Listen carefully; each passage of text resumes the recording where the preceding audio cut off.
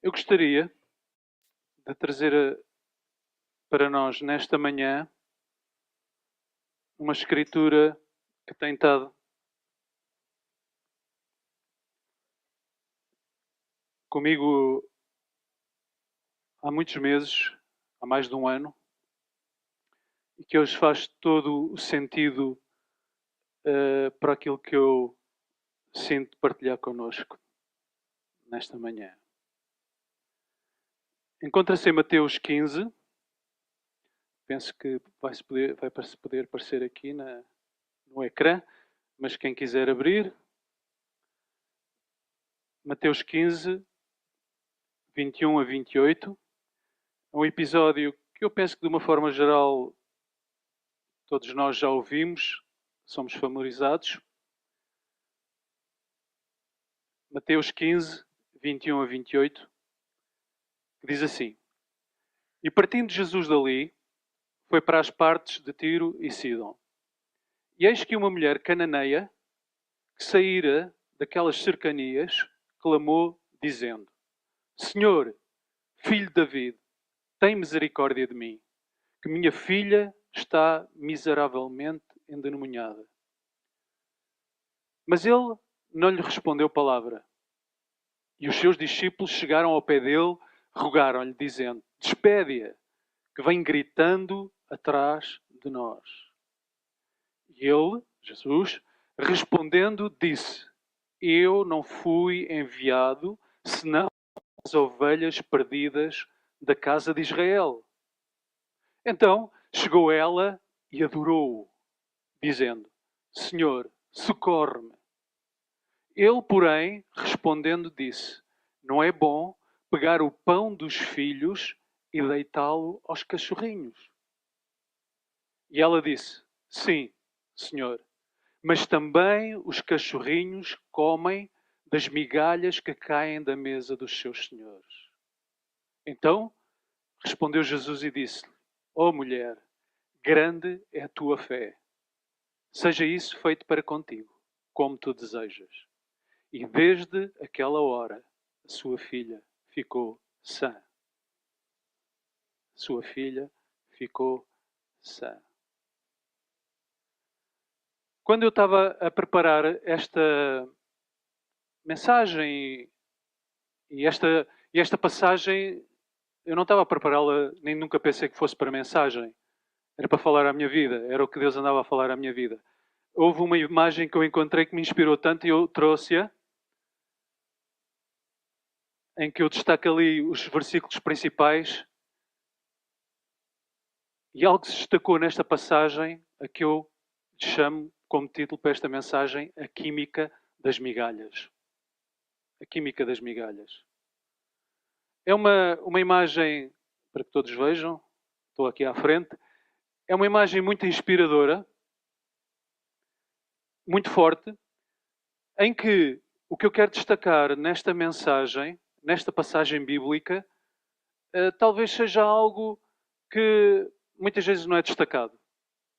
Ao longo destes quase 40 anos como cristão, como crente e aos 30 como pastor, isso tudo, já ouvi esta passagem muitas vezes, como devem imaginar. Provavelmente vocês também. Lendo-a, ouvindo-a pregada, lendo em artigos, sei lá, em comentários. Não é? Nos últimos anos, com a nossa internet, a gente tem acesso a muita coisa. E muito se pode falar desta passagem bíblica, muito pode-se destacar, há muitas coisas que sobressaem aqui, mas realmente a parte que a mim mais falou neste último ano foi aqui a parte das migalhas. A parte de alguém que andava atrás de Jesus, que estava-se a sentir, vá lá, como que rejeitada, como que não fazendo parte daqueles que poderiam receber tal coisa, e depois, assim, inesperadamente, sai-se com esta. Não é?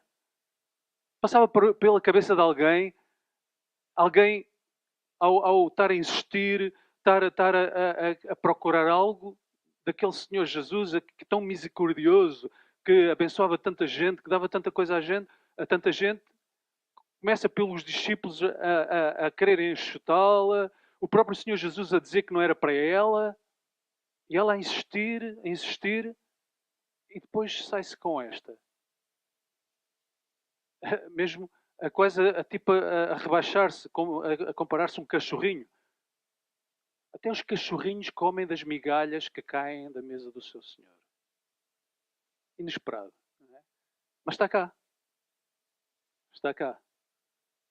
O autor, neste caso Mateus, achou tão relevante este episódio na sua experiência com Jesus, em que eles viveram tantos episódios naqueles 13 anos e tal, que ele destacou isto no seu Evangelho.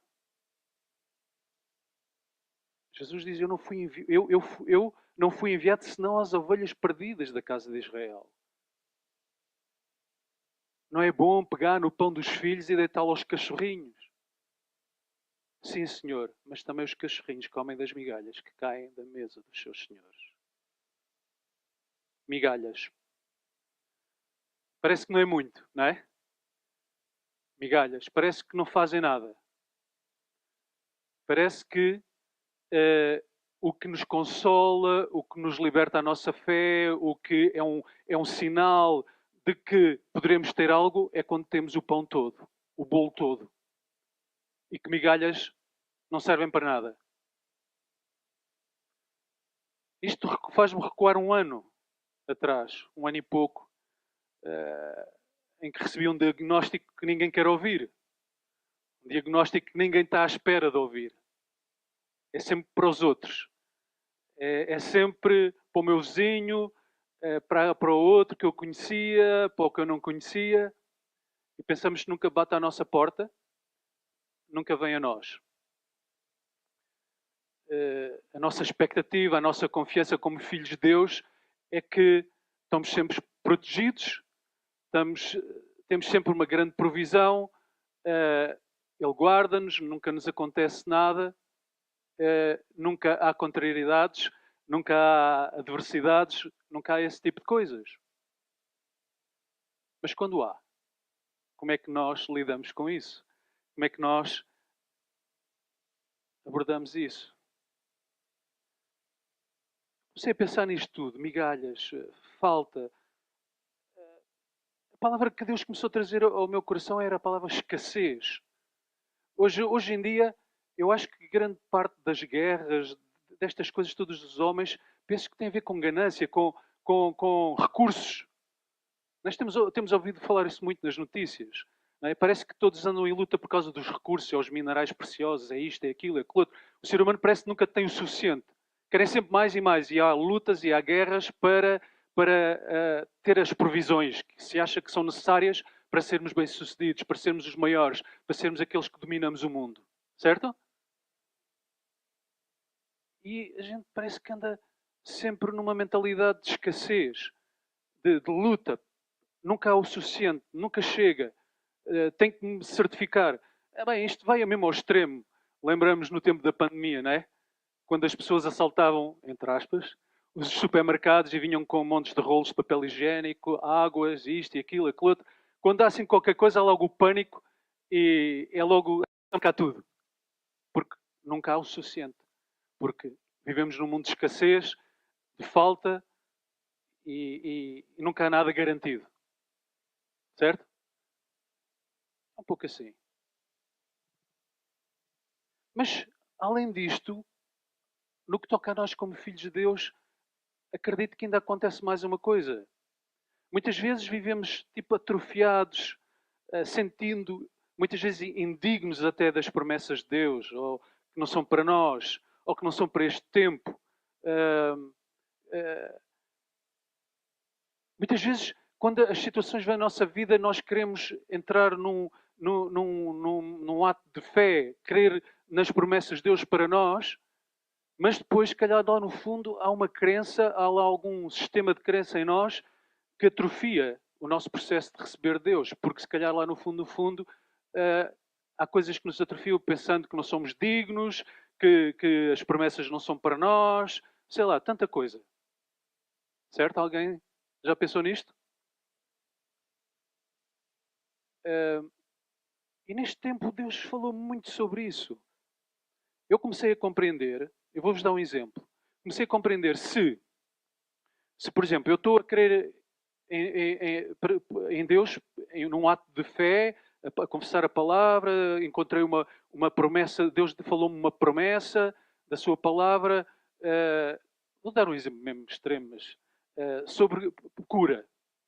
Mas se calhar lá no fundo, toda a minha vida, todos me disseram e eu sempre acreditei que eu não era digno disso, que não era para mim, que era só suposto depois de Jesus voltar e isto, quando for tudo perfeito e tudo belo, é que eu poderei experimentar essas bênçãos. Eu comecei a perceber que se eu, vez após vez, eu começo no meu subconsciente a acreditar nessas coisas, quando depois eu tento dar um passo de fé para receber, aquilo bloqueia tudo. Entra em curto-circuito. Estão a perceber onde é que eu quero chegar, o que eu quero dizer?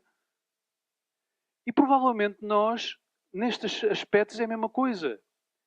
Durante anos, se calhar, andamos a pensar e a dizer-nos, todas as pessoas têm os seus tipos de crenças, não é? De fé, e começam-nos a dizer, não és digno disto, para ti não pertence, não é para este tempo, só quando Jesus voltar, ou isto, ou quando for o final, tudo perfeito, quando não houver mais dor, não mais não sei o quê, não sei o que mais na Terra. E isto vai entrando e formata-nos, forma-nos o nosso tipo de pensamento, de consciência, e depois, quando estamos a querer dar um passo de fé numa altura de necessidade, pensamos que esse ato de fé é um botão mágico, digamos assim, que nós clicamos e funciona logo tudo automático. Mas se lá no fundo andamos a acreditar noutras coisas ou foi implantado as outras coisas, isso faz abortar, digamos assim, esse passo de fé que estamos a querer dar. Então, eu estou a fazer-me entender o que é que eu estou a dizer. E por isso é tão importante nós renovarmos a nossa mente com a palavra de Deus. Constantemente pensar e receber o que ela verdadeiramente nos promete. Acredito que é um pouco isso que aconteceu com esta mulher. Esta mulher rompeu com a barreira, não somente ser mulher naqueles dias, não sei se tem consciência disso, mas por ser cananita. O que é que isto representava? Não foi só com ela que este tipo de coisas aconteceu. Aquela mulher no poço a que Jesus se aproximou para falar com ela, lembram-se? Tinha tido 7 maridos, ou que era. Ela própria ficou espasmada dele, um homem, um judeu, se aproximar dela para falar com ela. Mulher e samaritana, não era judia. E esta mulher é a mesma coisa. Esta ainda era mais afastada, de acordo com aquele pensamento daquele tempo. Era cananita. Ainda era mais afastada do que uma samaritana, do povo de Israel, do povo judeu. Então ela rompeu com essa barreira de ser mulher e de ser cananita e aproximou-se de Jesus, porque sabia quem ele era. Como cananita, ela ainda não tinha acesso às promessas de Deus. Eu não tenho tempo para hoje falar sobre esse aspecto. Isto tem uma coisa que tem a ver, que entende-se com o livro de Atos dos Apóstolos, que tinha a ver, isto tem tudo a ver com profecia bíblica e Jesus próprio falou isso. Ele bem aqui foi bem claro que ele foi enviado somente para os filhos de Israel, para as ovelhas perdidas de Israel. E quando uma pessoa não sabe aqui a história, não sabe o contexto bíblico e profético de tudo isto, pode até ficar confuso com isto. Porque é que parece que Jesus estava a fazer a exceção e parece que estava a discriminar pessoas. O primeiro discriminador. Né? Hoje fala-se muito de discriminação. Parece que estava a discriminar, certo? Não é? É o que parece à primeira vista, mas não era. Havia uma razão para isto. Não tenho tempo para explicar isso tudo, não é o propósito da mensagem de hoje, não é o meu foco, mas o que é certo é que naquele período até ir à cruz do Calvário, e mais um bocado à frente, Jesus estava a cumprir profecias bíblicas de Isaías, dos Salmos, isso tudo, que tinham o seu cumprimento primeiramente para o povo de Israel, tinha a ver com o povo da aliança. Esse era o propósito. E vimos, por exemplo, só em Atos, não me lembro se é Atos 8 ou 9, é que pela primeira vez o Evangelho sai, os apóstolos saem de Jerusalém, começam a ir pela Samaria e depois, como diz a palavra de Deus, até aos confins da terra. Mas as primeiras mensagens, o propósito da vinda de Jesus, logo aqueles anos iniciais, tudo aquilo era primeiramente para a casa de Israel. Tinha a ver com o plano. Mas claro, a sua salvação, a cruz, foi para toda a gente, como nós sabemos. E por isso estamos aqui hoje, nós. Mas naquele tempo tinha essa razão. E por isso é que aconteceu este episódio. Ela, como cananita, não tinha ainda direito às promessas de Deus. E ela aproxima-se de Jesus. Ela não quis saber. Não é? Ela não quis saber se ainda não tinha direito às promessas, se ia ser rejeitada. Ela não quis saber. Ela aproximou-se de Jesus. É claro, logo os primeiros a enxotá-la, a mandá-la embora, foram os discípulos. Eles também sabiam disso e mandaram-na embora. Mas ela não ia. Depois, os seus discípulos, chegando ao pé dele, Jesus, rogaram-lhe dizendo: despede-a, ou seja, manda-a embora, que vem gritando atrás de nós. Vejam bem, a mulher não desistia. Gritar atrás de nós. E é então aqui que ele começa a dar algumas dicas do que é que estava a acontecer. Ele respondendo, Jesus, não é, disse: eu não fui enviado senão às ovelhas perdidas da casa de Israel. Ora, isto é só parte da verdade. Ele foi enviado também para nós, certo? Só não estávamos aqui. Mas isto tinha razão de ser naquele momento específico.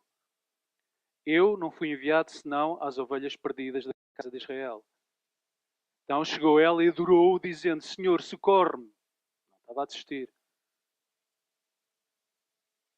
Ele, porém, respondendo, disse, mais uma vez, ele agora explica um pouco mais o que é que ele queria dizer. Não é bom pegar no pão dos filhos, estava-se a referir à casa de Israel, aos israelitas, judeus, não é bom pegar no pão dos filhos e deitá-lo aos cachorrinhos. Bem, isto é ofensivo, não? Estava como que a chamar os cananitas, neste caso a mulher cananeia, de cachorrinho. Nunca pensaram nisto? Nunca vos saltou à vista esta passagem bíblica? É ofensivo, é... Porquê é que Jesus disse isto?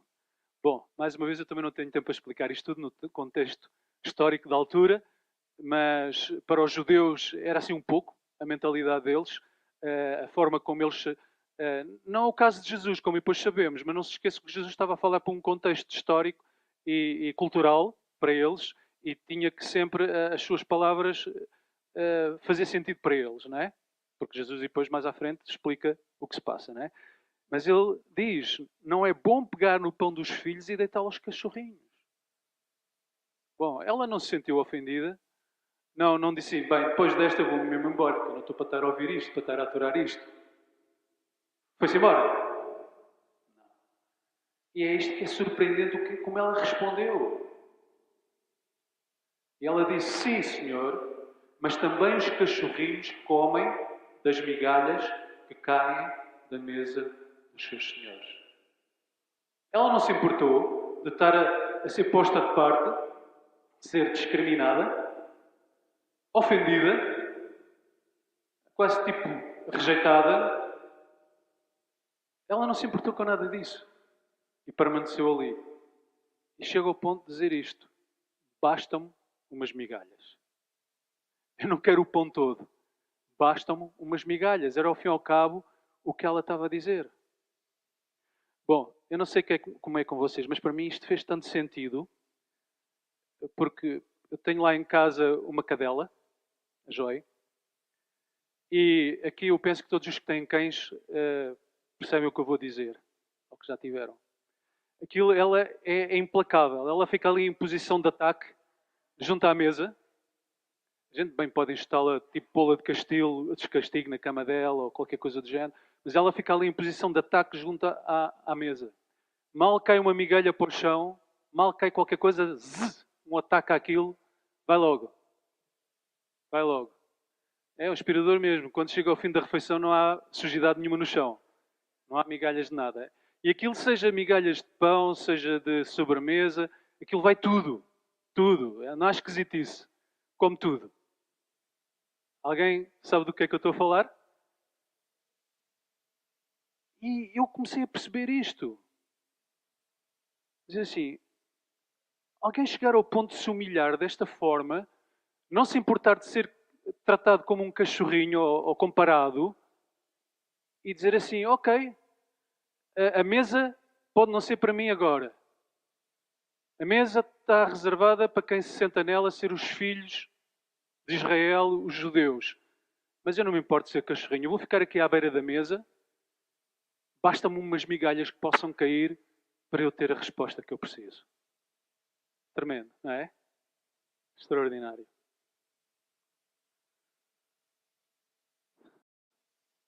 Mas também os cachorrinhos comem das migalhas que caem da mesa dos seus senhores. Então respondeu Jesus e disse-lhe: ó mulher, grande é a tua fé. Seja isto feito para contigo como tu desejas. E desde aquela hora a sua filha ficou sã. Isto mexeu com Jesus.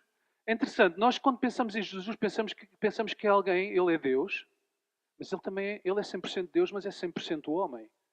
Chorou, moveu-se com emoção muitas vezes. E não é muitas vezes no relato dos Evangelhos que nós vemos alguém a mexer com ele. Não é? Não foram muitas vezes. Muitas das vezes, as vezes que ele se moveu, moveu-se de compaixão, moveu-se para curar as pessoas. Ninguém que veio até ele não, foi embora de mãos vazias. Ele sempre deu algo às pessoas. Mas vimos às vezes, vemos com aquele centurião também, quando ele respondeu: eu sou um homem debaixo de autoridade, eu sei o que é. Se eu digo aos meus homens, vão, e eles vão. Se tu dás uma palavra, eu sei que também o meu filho será curado. Lembra-se desse episódio do centurião? E Jesus ficou também pasmado. Uau, grande fé. Eu não vejo isto muito dos filhos de Israel. É interessante que as vezes que ele se moveu, ficou impressionado com a fé de pessoas, nem eram de judeus. Certo? Esta mulher cananita, um general, eu quero, um soldado romano. É interessante, não é? Estas coisas. Dá que pensar. O povo que deveria conhecê-lo mais do que ninguém era o que mais o desprezava às vezes e por aí fora. Até ao ponto, na sua própria terra, onde ele nasceu, onde cresceu, diz que foi onde pôde fazer menos milagres. Porque as pessoas não lhe deram crédito nenhum. Isto deve-nos fazer pensar. O que é que tu fazes quando não estás na agenda de Deus? Ela não estava na agenda de Deus. Não era o tempo certo ainda para ela. Certo? Era o que Jesus estava a dizer. Não era o teu tempo. Não fui enviado senão às ovelhas perdidas da casa de Israel. Não é bom pegar no pão dos filhos e deitá-lo aos cachorrinhos. Jesus estava-lhe a dizer: olha, não é o teu tempo ainda. Tens que esperar. Por outras palavras. Está breve. Já não falta muito. Vai vir aí um tempo em que todos poderão comer da mesa. Mas ainda não é o teu tempo. Ela não se importou com nada disso.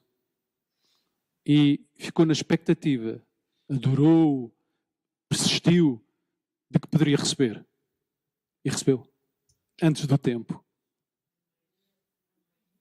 Ela estava a querer para cumprimento de promessas que seriam para outra era, para outra altura, para outro tempo. Ela estava a acreditar que receber da misericórdia, da graça, do favor de Deus não dependia do cumprimento de promessas. Mesmo que elas tivessem um cumprimento mais à frente. Quando eu pensei nisto, fez-me logo lembrar aquela passagem que diz que Jesus é o Cordeiro sacrificado antes da fundação do mundo. E eu comecei a pensar e Deus começou a falar ao meu coração. E eu comecei assim, é verdade.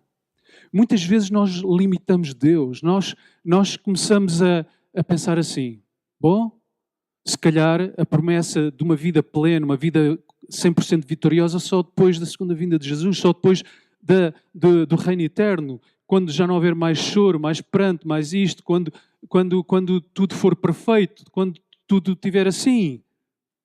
Então se calhar agora, pronto, de vez em quando recebemos, outras vezes não sei se pronto, ainda não é o tempo de cumprimento de algumas promessas, não sei. Lá está, essas crenças que se enraizaram, bem, os tempos dos verbos às vezes falha aqui. Ficam enraizadas aqui e limitam-nos. Mas o que é que quer dizer isto? Ele de ser o Cordeiro sacrificado desde a fundação do mundo. Quando nós, e não é o meu propósito falar de escatologia nesta manhã, mas quando pensamos nessas coisas, começamos logo a pôr para o futuro. Mas qual é o grande evento curador na história da humanidade? É a segunda vinda de Jesus? É o milénio? É sei lá o quê? Ou é a cruz? Qual é que é o grande evento curador da história da humanidade? É a cruz. É a cruz. Tirando a parte de escatologias, de interpretações, o que cada um crê, que não interessa agora para o caso, o que interessa é a cruz. O sacrifício da cruz tem algo tão poderoso que se estende tanto para o passado como para o futuro. Libertou no tempo, passado, presente, futuro, uma provisão que pode ser experimentada em qualquer tempo. Pode haver profecias, sim, que ainda estão para ter o seu cumprimento, mas existem nelas migalhas que se vão cair pelo tempo e podem nos abençoar. Não sei se conseguem apanhar isto. Estou a ser um bocado poético, Adriano. Isto é influências.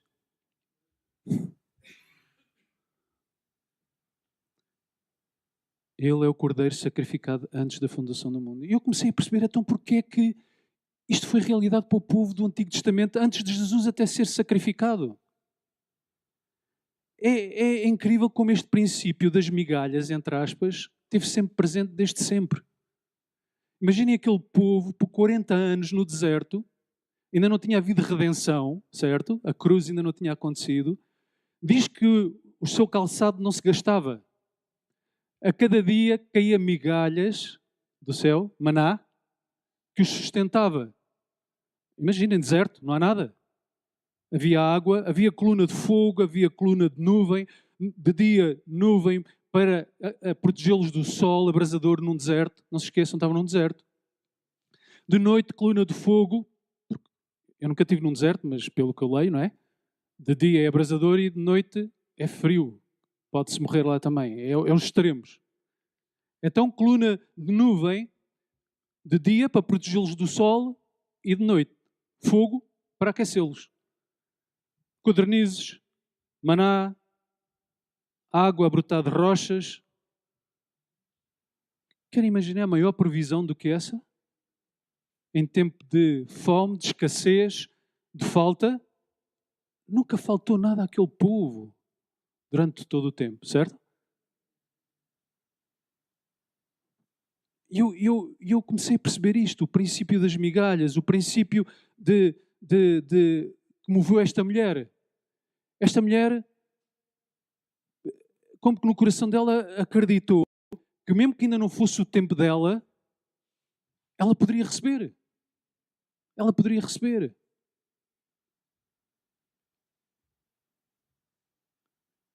Deus tem bênçãos para quem não desiste. Para quem persiste. Para quem busca. Para quem... Por isso é que ele dizia, batam à porta, busquem, não desistam. Certo? Jesus sempre incentivou a nós. Nós nunca iríamos sair da sua presença com a mão vazia.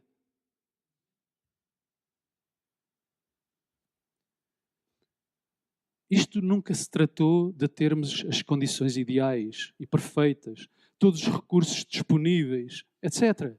Por toda a Bíblia vemos que Deus é especialista em equipar, livrar e abençoar aqueles que creem e confiam nele.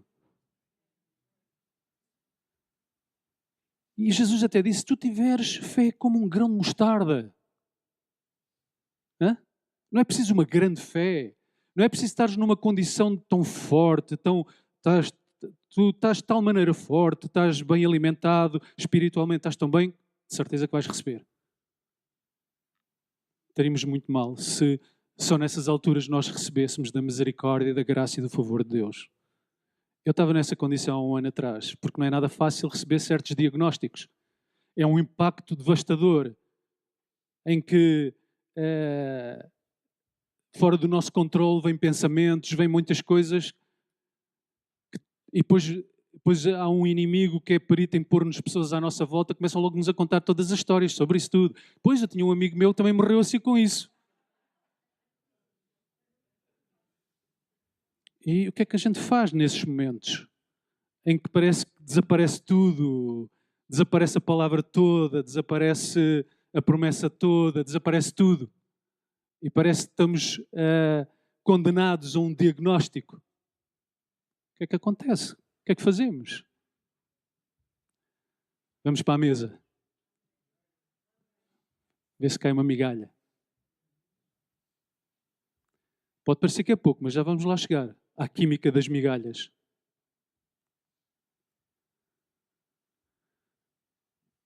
Afinal, qual é a química das migalhas? É que todos os ingredientes presentes na totalidade do bolo ou do pão também estão presentes nas migalhas. Já pensaram nisso? Eu durante este tempo, eu estava depois a ouvir uma mensagem de um pastor que eu aprecio muito, que é o T.D. Jakes, e ele tem uma mensagem que é inspirada nesta passagem bíblica, é The Chemistry of the Crumbs, que é mesmo a química das migalhas. Inspirei-me um pouco também nesse título, apesar da mensagem dele ser bem diferente desta que eu estou a dar. Só me inspirei em alguns pensamentos, mas é interessante que isto que eu agora vou-vos dizer foi ele que destacou no meio da mensagem, e a dada altura ele diz assim: se pegares na migalha e a levares a um químico, ele vai conseguir dar-te a receita e os ingredientes do bolo. Se pegarmos na migalha, e um químico, não é? Vai ao microscópio, vai lá aos seus aparelhos e vai analisar a migalha, e ele vai encontrar na migalha todos os ingredientes e até a receita do bolo todo, ou do pão todo. Ele vai dizer assim: olha, esta migalha tem ovos, tem farinha, tem açúcar, tem isto, tem aquilo. Todos os ingredientes presentes no bolo total ou no pão total estão também na migalha. Agora, cheguem onde quiserem chegar.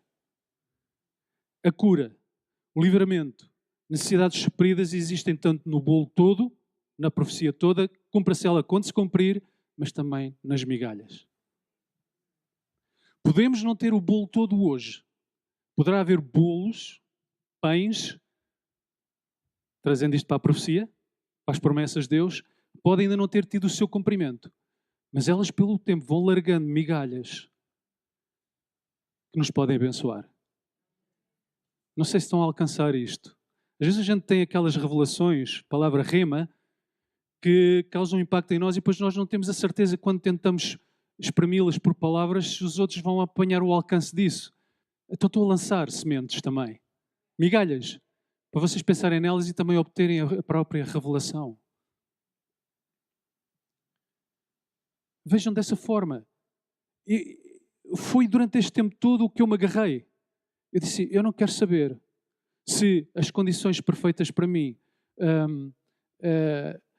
se promessas de livramento de morte, ou disto, ou daquilo, ou daquilo outro, para os diagnósticos que têm sido dados, seja o que for, eu não me interessa se o cumprimento de coisas dessas ainda estão para ter o seu cumprimento total, final, no futuro. Eu sei que pela minha fé, pela minha persistência, pela minha entrega, eu posso receber migalhas dessa promessa. Digamos assim. E essas migalhas são suficientes porque essas migalhas têm o mesmo composto químico da promessa total. Têm o mesmo impacto, têm o mesmo poder. Podem produzir os mesmos efeitos de quando ela se manifestar completamente no futuro. Podemos nós mover-nos em fé, neste sentido, caminhar no sentido de crer nisto. Olha, tem sido o meu trajeto, tem sido a minha caminhada nestes tempos. Pode parecer que no tempo presente o que temos é somente umas migalhas, promessas, e não o bolo inteiro. Mas não nos deixemos enganar. Bastam apenas umas migalhas para o que precisamos nas nossas vidas. Bastam apenas umas migalhas. Eu gostaria de pedir ao grupo Louvor para subir. Outro pensamento que Deus trouxe foi este. Podemos antecipar para hoje qualquer promessa de Deus. Mesmo aquelas que possam ainda estar por ser cumpridas no futuro. Pode não ser o seu cumprimento total para nós como povo, como nação, como planeta Terra. Pode haver promessas que ainda para ter o seu cumprimento total. Mas o que eu aprendi é que, e a Bíblia está cheia desses exemplos, é que nós como indivíduos podemos experimentar promessas que ainda estão para ser cumpridas de forma global. Mas que individualmente, por causa da nossa persistência, da nossa adoração a Deus, da nossa persistência, da nossa entrega, da nossa fome, Deus move-se em misericórdia, em graça e favor, e liberta sobre nós fragmentos, migalhas dessas promessas. Mas nós vivemos muitas vezes atrofiados porque pensamos que não temos direito a elas, não é ainda o nosso tempo, ainda não é o tempo de receber certas promessas. Olha, irmãos, o que eu aprendi durante este último ano, ao que eu me agarrei, é que eu posso receber. Eu posso receber. E tenho recebido. Pela graça de Deus, aí há 2 semanas, 3 atrás, continuo o processo, não é? Porque estou a fazer o que eles mandam, sou obediente aos meus médicos, mas pronto, fiz um exame e deu tudo limpo, deu tudo...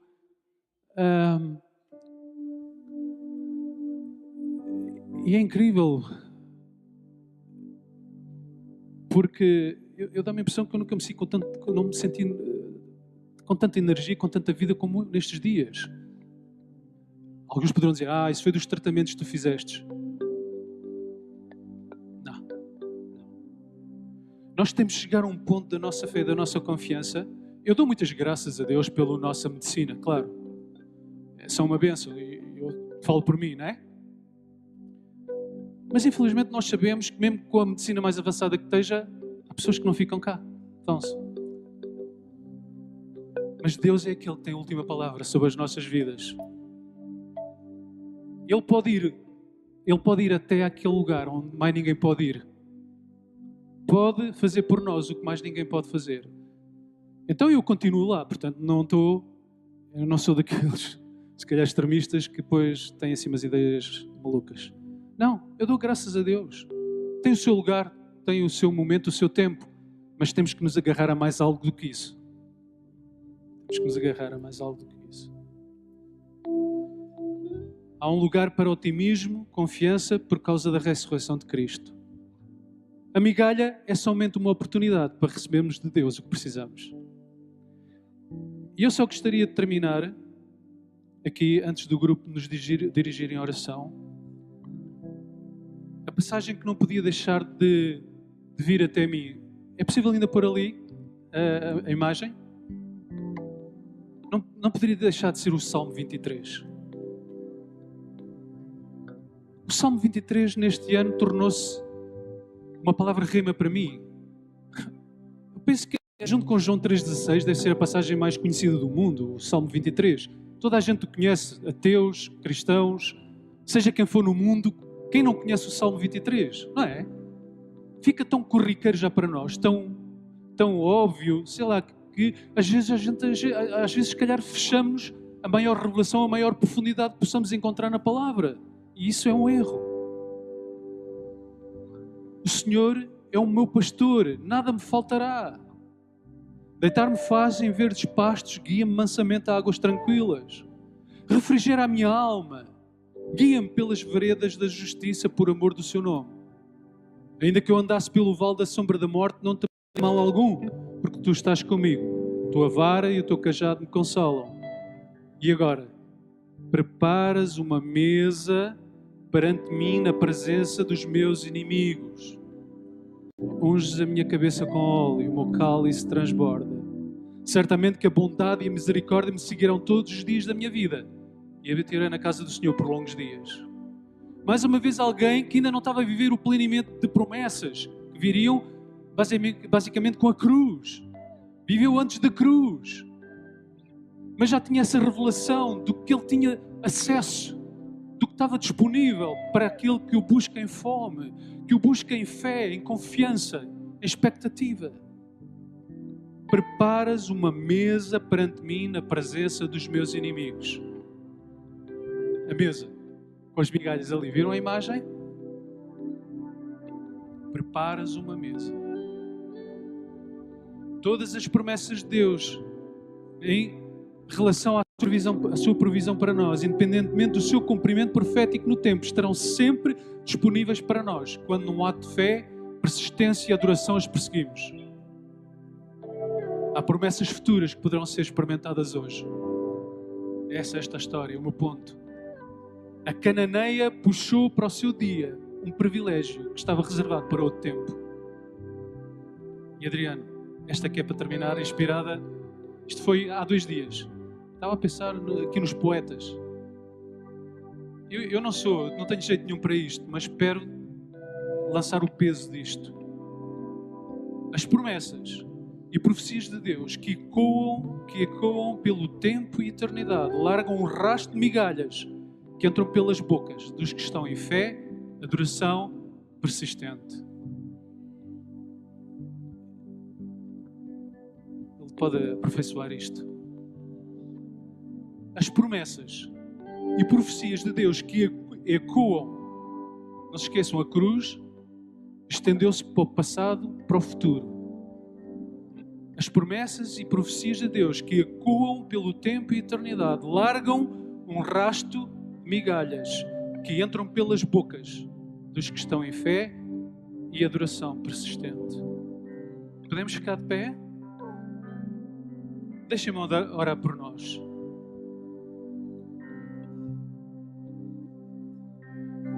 Quando nós vamos agora adorar o nosso Deus, não se esqueçam, ela diz que ao ser rejeitada, ao ser posta de parte, não estava a ter lugar aquelas promessas. Ela diz, ela adorou. A cananeia adorou Jesus. Isto mexeu com ele. Ele disse, mulher, para com isso. Vais-me obrigar a abençoar-te. Como é que eu vou poder continuar a privar-te de uma coisa que não é para ti? Eu tenho que te dar isso, então. Ela adorou. Bom, não achem esquisito isto. Estejam à vontade de fazer como quiserem. Não é preciso abrir as bocas literalmente. Mas o meu desafio para vocês nesta manhã é que agora, quando formos adorar Jesus, abram as vossas bocas e esperem que da sua mesa caiam migalhas que serão certamente suficientes para aquilo que vocês estão a esperar, para aquilo que vocês estão a crer nele, que vocês têm buscado, que têm acreditado. Amém? Pai, vamos dar ações de graças, Senhor. Nesta manhã nós abrimos os nossos corações, as nossas bocas de uma forma figurada, Senhor, para receber de Ti. Acreditamos que Tu és um Deus que não retém, és um Deus que não nos priva, és um Deus generoso, és um Deus abundante, és um Deus propício, um Deus cheio de misericórdia, cheio de graça, cheio de favor, sempre propício a nós, sempre disposto a abençoar, a trazer vida e vida com abundância. Sabemos que quem vem para matar, roubar, destruir, mas Tu vens para dar vida e vida com abundância. E é nisso que nós queremos nesta manhã. É isso que nos agarramos, com corações gratos, fervorosos, dando ações de graças, louvor e adoração, crendo que Tu nos dás muito mais além, sempre nos dás muito mais além daquilo que pedimos ou pensamos, porque Tu és Deus fiel. E por isso, eis-nos aqui nesta manhã agora, Senhor, de coração aberto, crendo que Tu vais largar um rasto de migalhas, de promessas da Tua presença, da Tua mesa, que vai inundar as nossas vidas e suprir todas as nossas necessidades, Pai. Não Te retenhas, Senhor, nesta manhã. Nós queremos em Ti, Pai. Abençoa, Senhor, em nome de Jesus.